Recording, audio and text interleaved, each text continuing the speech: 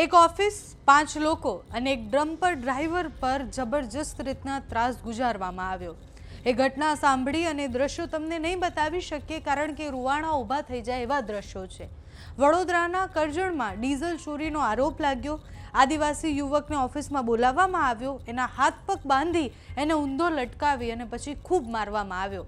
એટલું જ નહીં, જાતિ વિષયક શબ્દો અને અપમાન પણ કરવામાં આવ્યું અને પછી ખબર પડી કે મારનાર બીજું કોઈ નહીં, ભાજપના ધારાસભ્યનો દીકરો હતો। નમસ્કાર, આપની સાથે હું છું પાયલ।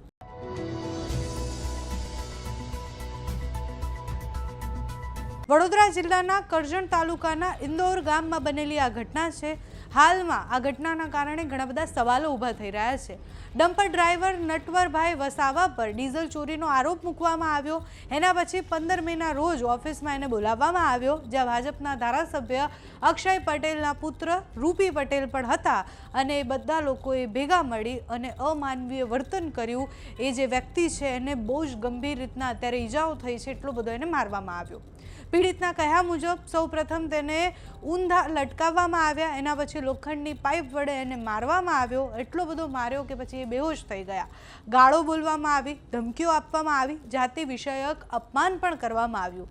માર એટલો ગંભીર કે નટવરભાઈ બેભાન થઈ ગયા અને પછી એમને હોસ્પિટલ લઈ જવામાં આવ્યા। ઓફિસના અન્ય કર્મચારીઓએ પણ મોટરસાઇકલ પર ઘરે પહોંચી અને પછી એમને લઈ ગયા અને પછી ત્યાં ઘરે મૂકી આવ્યા। 108 બોલાવીને સારવાર માટે હોસ્પિટલમાં ગયા।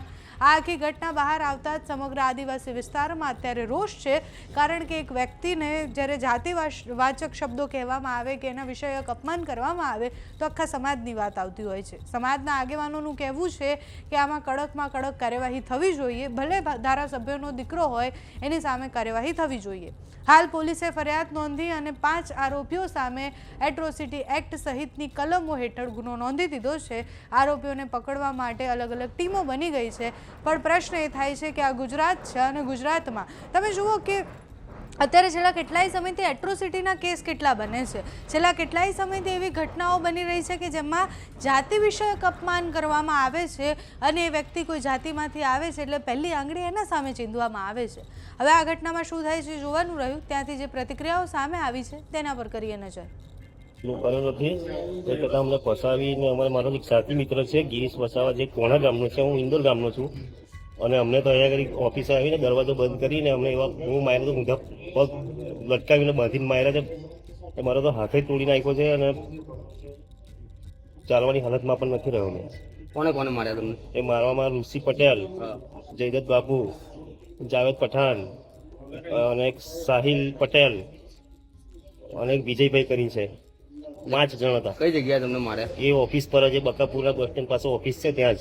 એ રૂમમાં પૂરી માર્યા? હા, બહાર અમે ગેટ બંધ કર્યું ને બહાર જ આમ માર્યા બરાબર, આમ કોઈ અંદર જોવે ના રીતના। બરાબર। કેટલા વાગે તમને મારતા હતા લોકો? લગભગ અમે 4 વાગે ગાડી લઈને આવ્યા હતા ત્યાં ઘડી, અને એમની જ ગાડી ચલાવતા હતા અમે।